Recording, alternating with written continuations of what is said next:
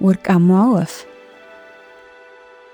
ከዕለታት በአንዱ ቀን አንዲት ወርቃማ ወፍ እየበረረች መጥታ ከአንድ መኖሪያ ቤት አጠገብ ካለ ዛፍ ስር ወደቀች።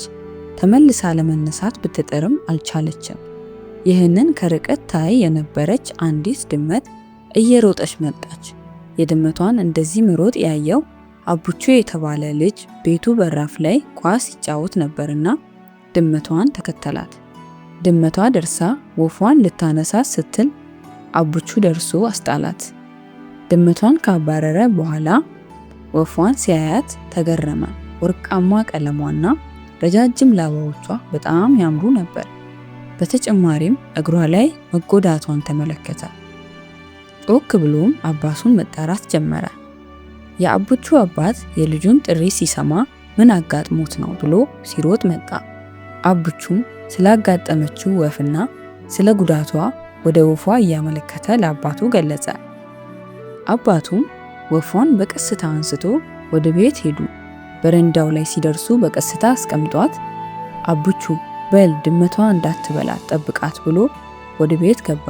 ብዙም ሳይቆይ ወፏን ለመርዳት የሚጠቅሙ ነገሮችን ይዞ በመምጣት የወፏን የተሰበረ እግር በሸንበቆ አስደግፎ አሰረው። ከዚያም ስንዴና ውሃ ሰጧት። ወፏ ግን የመብላት አቅም አልነበራትም። ይህን ያየው የአቡቹ አባት ለብቻዋ ትንሽ ክፍል ውስጥ አስገብቶ አስተኛት።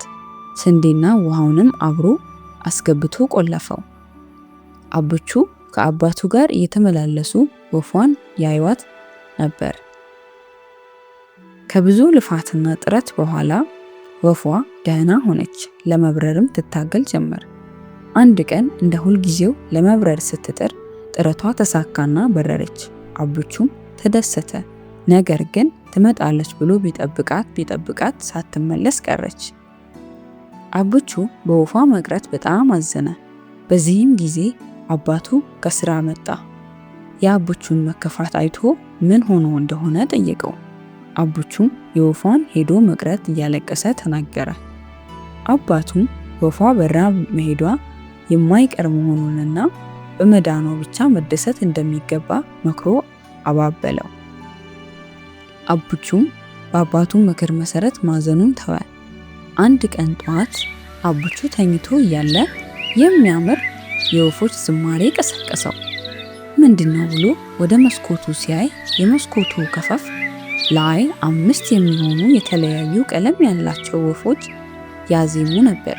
ከነዚህም ውስጥ አንዷ ያቺ ወርቃማ ወፍ ነበረች።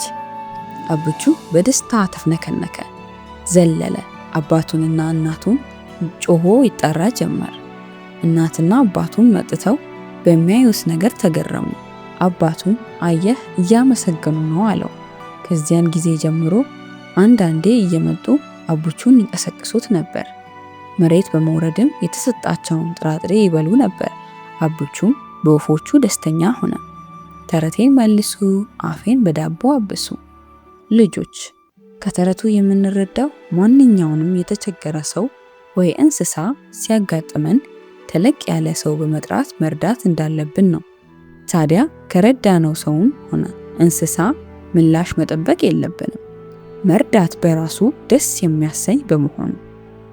ውድ የቻናሌ ቤተሰቦች የዛሬው ውብ ተረት በዚሁ ተፈጸመ። ታሪኩን በጣም እንደወደዳችሁትና ጥሩ ቁም ነገር እንዳገኛችሁበት ተስፋ አድርጋለሁ። ታሪኩ ከተመቻችሁ ላይክ ማድረጋችሁን እንዳትረሱ።